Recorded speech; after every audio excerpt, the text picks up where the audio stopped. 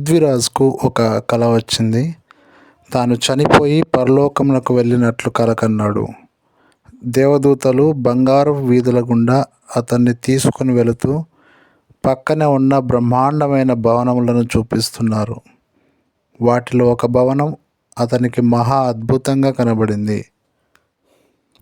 ఆ భవనం ఎవరిది అని అడిగాడు.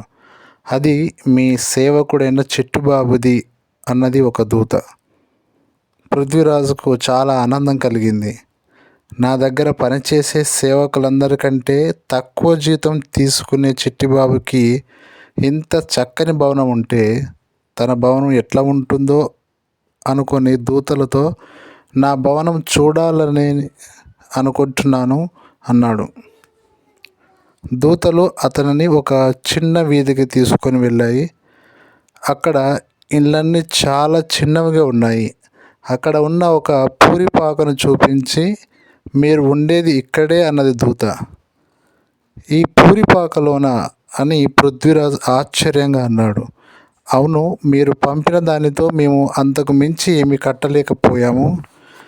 మీరు భూమి మీద ఉన్నప్పుడు పంపే సామాగ్రితోనే మేము ఇక్కడ భవనములు కడతామని మీరు తెలుసుకోవాలి అన్నది దూత.